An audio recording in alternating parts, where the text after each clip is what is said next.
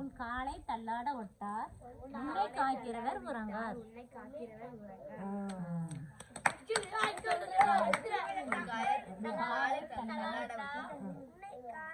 காலை தள்ளாட ஒட்டார் உன்னை காக்கிறவர் உறங்கார்.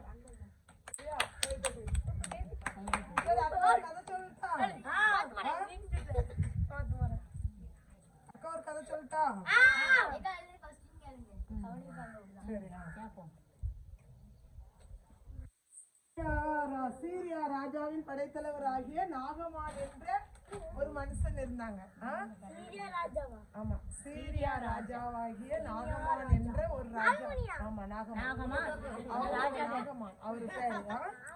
அவரு ஒரு ராஜா, ஒரு பெரிய ராஜா அவரு இருந்தாரு. அவரு ராஜாவுக்கு என்ன ஆயிடுச்சுன்னா, அவருக்கு குஷ்டம், கால்ல கையில எல்லாம் அவருக்கு குஷ்டம் வந்துட்டு. அப்போ அந்த ராஜாவுக்கு குஷ்டம் வந்த உடனே, ராஜான்னு எப்படி இருப்பாங்க, ரொம்ப தோரணியா தானே இருப்பாங்க ராஜா வந்து. அப்போ அவருக்கு குஷ்டம் வந்துட்டு. குஷ்டம் வந்தோடனே அவர் வீட்டோட முடங்கி இருந்தாரு. இருந்த உடனே ஒரு சிறு பெண் வந்து அந்த வீட்டுக்கு வேலை செய்யறதுக்கு வந்திருந்தான். வேலைக்காரி மாதிரி வேலை செய்ய ஒரு சிறு பெண் வந்திருந்தான். அந்த சிறு பெண் சொல்லுவா, ராஜா, ஐயா ஐயா, நீங்க வந்து இப்படி ஒரு எலிசா என்ற ஒரு ராஜா இருக்கிறாங்க, தீர்க்கதரிசி. நீங்க அந்த இடத்துக்கு போனீங்கன்னா உங்களுக்கு குஷ்டரோகி சுஸ்தமாகிடும். நீங்க வந்து நீங்க போங்க அப்படின்னு சொல்லி அந்த சிறுபெண் சொன்னான். அந்த சிறுபெண் சொன்ன உடனே அந்த ராஜா கேட்டாரா? கேட்கல.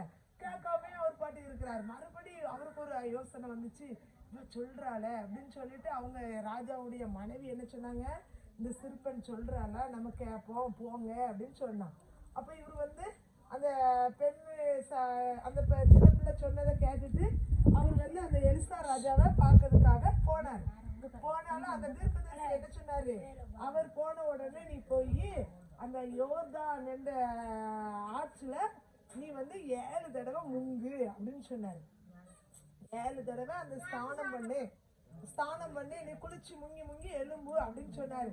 அப்போ இவர் என்ன நினைச்சிருக்காரு, இந்த பெண் சொன்ன உடனே நம்ம அங்க போன உடனே அவங்க நம்ம காலு கையெல்லாம் தடவி சுத்தம் பண்ணுவாங்க, நமக்கு பெய்கிறோம் குஷ்டரோகம்னு இந்த ராஜா நினைச்சு போயிருக்காரு. போனா அந்த தீர்க்கதரிசி என்ன சொன்னாங்க, நீ வந்து 7 தடவை அந்த குளத்துல முங்கணும்னு சொன்னாரு. அந்த அன்னைக்கு அந்த ராஜா என்ன சொன்னாரா, இவரு பைத்தியம் போல பேசுறாரு, நான் வந்து நம்ம காலு கையெல்லாம் தொடச்சி அந்த புண்ணெல்லாம் சுத்தப்படுத்தி விடுவாரு, நீ வந்தா இவர் வந்து இப்படி சொல்றாரு, நம்ம வீட்டுக்கு போவோம் அப்படின்னு சொல்லிட்டு மறுபடியும் அவர் வர்றதுக்கு ஆரம்பிச்சாராம். உடனே மறுபடியும் அவருக்கு ஒரு ஞாபகம் வந்துச்சான்.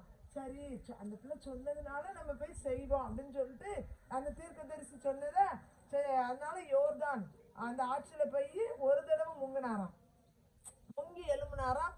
அப்படியே தான் இருந்துச்சான். அவருக்கு நம்பிக்கை இல்லை. 2வது தடவை முங்கினாராம். அப்புறமும் அப்படி மங்கையே இல்லையா, அவர் பார்க்காராம் அந்த குஷ்டரோகம் அப்படியே இருந்த மாதிரி இருந்துச்சான். முங்கி எழும்பி பார்க்காராம், அது போன மாதிரியே தெரியலையா. கடைசியில் அவர் பார்த்தாராம், நம்மளை இதுலயும் நம்ம ஏமாந்துருவோமோ அப்படின்னு நினைச்சிட்டு அப்புறம் 7வது தடவை முங்கிட்டு அவர் எலும்புச்சுல அவர் கை காலில் ஒரு குஷ்டம் கூட இல்லையா. அவருக்கு எவ்வளவு சந்தோஷம், அற்புதமா நடந்ததை பார்த்துட்டு அந்த சின்ன பிள்ளை சொன்னது எவ்வளவு ஆச்சரியம் பத்தி. அந்த சின்ன பிள்ளை வேலைக்காரியா போச்சு, வேலை செஞ்சாலும் அந்த பிள்ளை சொல்லிச்சு, இப்படி ஒரு தீர்க்கதரிசி இருக்காரு எலிசா, நீங்க அந்த தீர்க்கதரிசி கிட்ட போனீங்கன்னா உங்களுக்கு சுகம் கிடைக்கணுச்சு. ஆனா அந்த பிள்ளை சொன்ன மாதிரி போனாரு. அதுல போய் யோர்தான் நதியில அவர் முங்காம கூட திரும்பி வர்றதுக்கு வாய்ப்பு இருந்துச்சு. ஆனாலும் அந்த பிள்ளை சொன்னது அவருக்கு ஞாபகம் வந்ததுனால அவர் போய் 7 தடவை முங்கினாரு. முங்க போய் அந்த குஷ்டரோகி இல்லாம நல்ல சுகம் வந்துட்டான். அற்புதம், அவருக்கு ஆச்சரியமாயிட்டான். அவர் முங்கிட்டு எலும்பி பார்க்காரா, அவர் கை காலில் ஒண்ணுமே இல்லையா. ரொம்ப சந்தோஷப்பட்டாராம். அப்பதான் சொன்னாராம், ஆமா ஏசப்பா சொன்னது உண்மை அப்படின்னு சொல்லிட்டு அவர் வந்து அவருக்கு நல்ல சுகம் கிடைச்ச உடனே மறுபடியும் வீட்டுக்கு வந்தாராம். அப்படி அவருக்கு ஒரு விசுவாசம் இருக்க போய் தான் நான் செஞ்சாரு. அப்போ ஏசப்பா சொல்றாங்க, கடுகளவு விசுவாசம் இருந்தாலும் நான் உன்னை ரட்சிப்பேன்னு சொல்றாங்க. விசுவாசத்தோடு நம்ம எதை கேட்டாலும் செஞ்சாலும் ஆண்டவர் நம்மளுடைய வாழ்க்கையில அற்புதம் செய்வாங்க.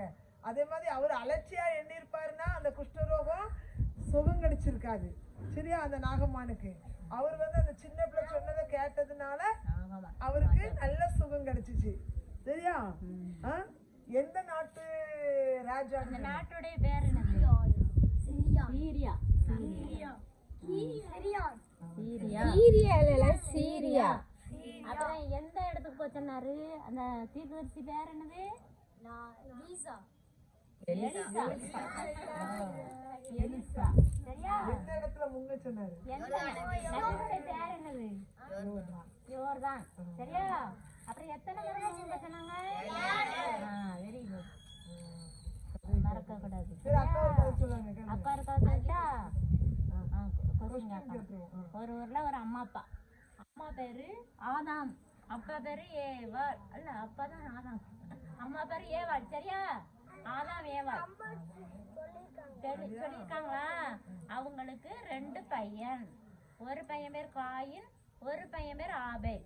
சரியா? மூத்தவன் தான் காயின், 2வது பையன் பேர் ஆபேல். சரியா? காயின் ஆபேல். சரியா?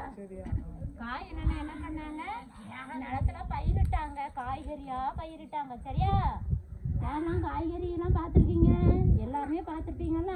அதே மாதிரி வயல்லாம் தானே காய்கறிலாம் பயிரிட்டாங்க. நல்லா செழிப்பா எல்லாம் வளர்ந்துச்சு. சரியா? அடுத்தாக்க அந்த ஆபேலனை என்ன பண்ணாங்க? ஆடுகளை மேய்ச்சிட்டு இருந்தாங்க. ஆடு மேய்ப்பாங்க. சரியா? அந்த அண்ணன்ற தொழில் ஆடு மேய்க்கிற தொழில். இந்த அண்ணனுக்கு காய்கறி வயல்வெளியில் போடுற தொழில். சரியா? அப்போ இந்த அண்ணன் என்ன பண்ணாங்க? ஒரு நாள் ஏசப்பாவுக்கு காணிக்க கொண்டு வராங்க. ஆபேல் அண்ணனும் காயின் அண்ணனும். காயின் அண்ணன் என்ன பண்ணாங்க? நிலத்துல பயிரிடுற காய்கறிகள் கனிகள் எல்லாத்தையும் கொண்டு வந்து படைக்கிறாங்க. அப்போ 2வது ஆபேல் அண்ணன் வராங்க. அந்த ஆபேல் அண்ணன் என்ன பண்ணாங்க?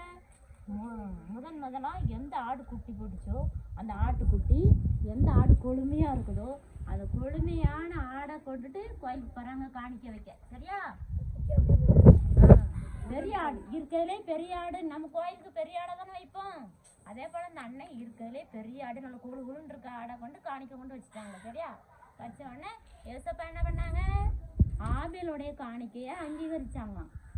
அவன் ஆண்டவருக்கு உகந்த பையனாக இருந்தோடனே சரி ஆபேல் கொண்டு வந்த காணிக்க ஆண்டவர் ஏசப்பா ஏற்றுக்கிட்டாங்களாம். காயினனை கொண்டு போனது ஏசப்பா ஏற்றுக்கொள்ளலையாம். அப்போ ஒருத்தங்க பரமாறல வருமா வராதா? எங்க அண்ணன் தம்பி கொண்டு வந்த காணிக்கையே ஏசப்பா ஏற்றுக்கிட்டாங்க, நான் கொண்டு வந்த காணிக்கையே ஏற்றுக்கலையே அப்படிங்க. அதுல இருந்தே அந்த அண்ணன் இந்த அண்ணன் மேல பொறாம கொண்டாங்களாம். காயின் அண்ணன். சரியா? காயின் அண்ணன் ஆபேல் அண்ணனை பார்த்து அண்ணன் அண்ணன் கொஞ்சம் பொறாமையாயிட்டாங்க.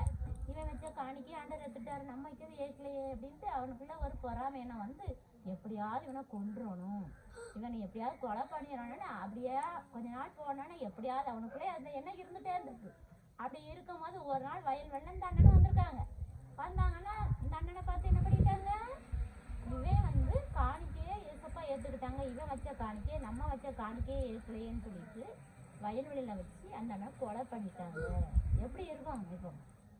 அப்போ கொலை பண்ணும்போது ரத்தமா வடியும்ல, அந்த ரத்தம் நிலத்துல பட்டிருக்கும், அப்படியே தெரிஞ்சுக்கோல. அப்போ ஏசப்பா பார்ப்பாங்க, ஏசப்பா மேல இருந்து பார்த்துட்டு தானே இருப்பாங்க. இந்த பையன் வெட்டுறதெல்லாம் பார்த்துருப்பாங்களா? அப்போ ஏசப்பா வாராங்க. வரும்போது காயினே உன் சகோதரன் எங்க அப்படின்னு கேட்குறாங்க. ஏசப்பாக்கு எல்லாருமே தெரியும், நம்ம பேர்லாம் ஏசப்பாக்கு தெரியும், யார் என்ன பண்ணிட்டு இருக்கோம், யார் என்ன செய்யறோன்னு ஏசப்பா பார்த்துட்டே இருப்பாங்க மேல இருந்து. சரியா? அப்போ காயின் என்கிட்ட கேட்குறாங்க, உன்னோட சகோதரன் எங்க அப்படின்னு கேட்குறாங்க. அவன் சொன்னா என் சகோதரனுக்கு நான் காவலாளியா அப்படின்னு கேட்குறான். அவன் எங்க போனான்னு எனக்கு தெரியாது, அவனுக்கு நான் காவலாளியா. நம்மளாம் நம்ம அண்ணன் தம்பி காணாம போனா எங்க போனா அங்க போயிருக்கான்னு சொல்லணும்ல. அதே போல ஏசப்பட்ட அண்ணன்னு சொல்றாங்க, நான் அவனுக்கு காவலாளியா. ஏசப்பா சொல்றாங்க, அவனுடைய ரத்தம் என்னை நோக்கி கூப்பிடுது. நம்ம சிந்துற ரத்தங்கள் ஏசப்பா பார்த்துட்டு அவர்கிட்ட போய் பேசுமா அந்த ரத்தமானது. சரியா? ஏசப்பா நீ வெட்டிட்டான் அப்படின்னு சொல்லி யாரையும் கொலை பண்ணக்கூடாது. சரியா? அந்த ரத்தமானது ஏசப்பா கிட்ட போய் பேசுவான். ஆமா, என்னைய கொண்டுட்டாங்க அவங்களுக்கு பதில் செய்யுங்கன்னு சொல்லி கேட்குமா அந்த ரத்தமானது. ரத்தத்துல உயிர் இருக்குல்ல, உயிர் இருக்கா இல்லையா? இருக்கும்ல, அந்த ரத்தம் பேசுமா. அப்ப ஆண்டவர் சொன்னாராம், நான் என் சகோதரனுக்கு நான் காவலாளியா அப்படின்னு சொல்லுவேன். இல்ல, ஆபேலுடைய ரத்தம் அங்க பேசுது, என்னைய கொலை பண்ணிட்டான் அப்படின்னு சொல்லிட்டு. அப்ப எப்படி இருக்கும்? அப்ப ஏசப்பா என்ன சொல்லிட்டாங்க, நீ கொலை பண்ணதுனால நீ எங்க போனாலும் உன்னைய எல்லாரும் என்ன பண்ணுவாங்க, ஓட சுரத்தி வெட்டுவாங்க அப்படின்னு பலியை போட்டாரு. எப்படி இருக்கும்? அப்ப அவனுக்கு எங்க ஓடி போனாலும் நிலையே கிடையாது, என்னைய பாக்குறவங்க என்னைய கொண்டுறாங்க, அதனால எங்கேயுமே நான் மறைவா இருக்க முடியாதுன்னு சொல்லிட்டு ஆண்டத்தை காப்பா. யோசப்பா எனக்கு அப்படிலாம் வேண்டாம் யோசப்பா, நீங்க இட்ட தண்டனை பெருசு, அதனால அப்படிலாம் வேண்டாம் யோசப்பா, என்னை காங்குறவங்க என்னைய வெட்டக்கூடாது, நான் எங்கேயாவது போய் மறைஞ்சுக்கிறேன்னு சொன்னோன்னே யோசப்பா என்ன பண்ணாங்க, ஓடி போய் மறைஞ்சுக்கிடுவோம். எல்லார் கணக்குள்ள நம்ம நம்ம வந்து தெரிஞ்சா நம்ம பலியிட்டுருவாங்கன்னு சொல்லிட்டு ஓடி ஒளியிறான். நம்ம பாவம் செய்தா என்ன பண்ணுவோம், ஓடி ஒளியதான் செய்வோம், சரியா? அதே போல இந்த அண்ணனும் ஓடி ஒளிஞ்சிட்டாங்க. அப்ப அந்த பாவம் வந்து நம்ம வீட்டுல இருக்கக்கூடாது, சரியா?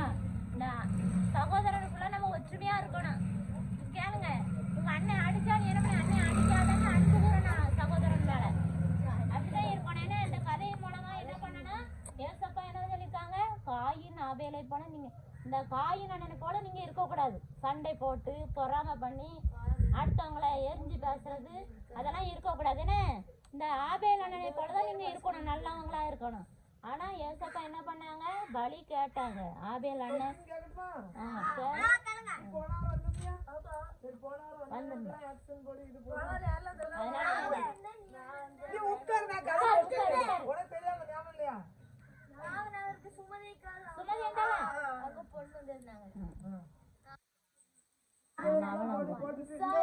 லாஸ்ட் அதுல இருந்து